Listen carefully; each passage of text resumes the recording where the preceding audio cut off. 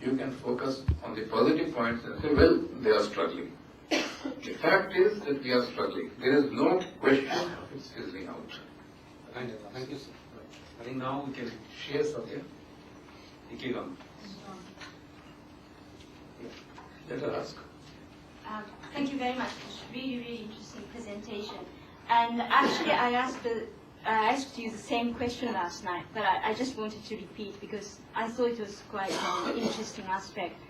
But I've been visiting so many matters in Karnataka, and what I found is a good matter has a good leader, good guru. And if leadership is good, matter runs very smoothly, they do a wonderful job. But it's always a question of this absolute authority. And it has to be, it has to have kind of visionary, aspect and kind of more, how can I say, guru has to be really good. And your ashram now running smoothly without physical presence of leadership. You have to be religious. It doesn't have to be, I feel they don't have to It be is religious. desirable to have a guru. Yeah. Unfortunately, gurus are not available at every tree. They only come once in a million years or Yes, once in 1,000 but, years. but my question is, how do you manage, how do you do the management So, without exactly leadership? what I was saying. We have a structure. Now, that structure for the ashram is that there are 5 trustees who run the organization. We are going through an exercise by which we are trying to democratize the process of decision making, not what you call elections, because that will create all kinds of other political processes. But the best way, because none of us can pretend to have the role of knowledge. I might be representing one aspect, somebody else might be representing another aspect.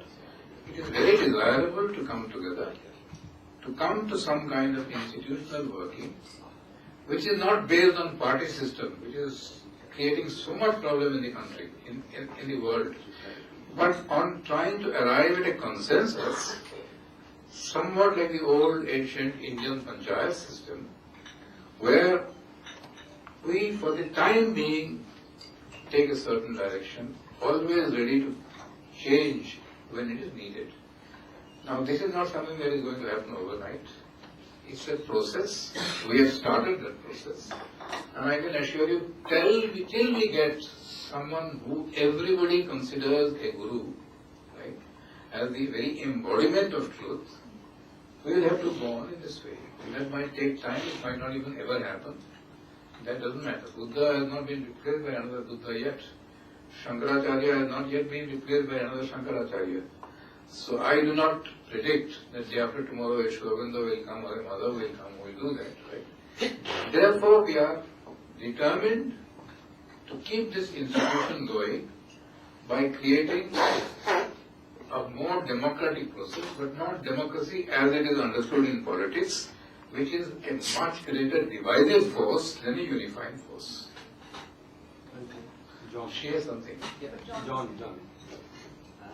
Thank you. Yeah, my question really is about secularism, the remarks that you're making about secularism. And I acknowledge that you think it's a ridiculous word and that it doesn't have any resonance within your particular kind of worldview.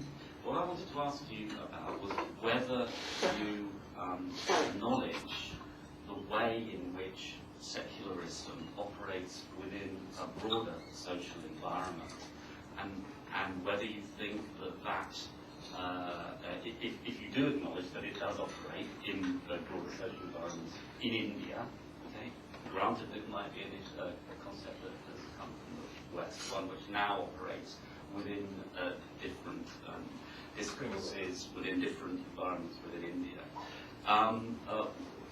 Whether you acknowledge that that's the case, and if so, what impact that has actually on the way that Oroville is represented as a non-secular space. Whether, and this is actually drawing on Deepa's paper and the way she's saying that the notion of a faith-based organisation, whether we like that term or not, is actually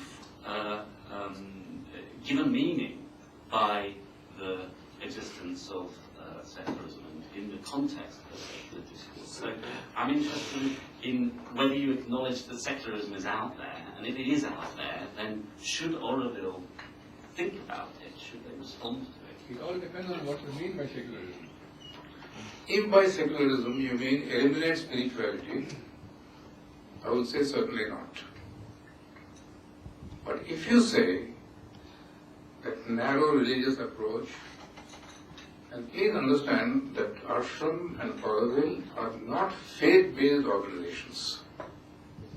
They are organizations where someone has had a touch, a feeling, an experience of Sri Aurobindo. Therefore he has come there and he has to develop that feeling further and further and further. If he has come because somebody has told him Sri Aurobindo is great,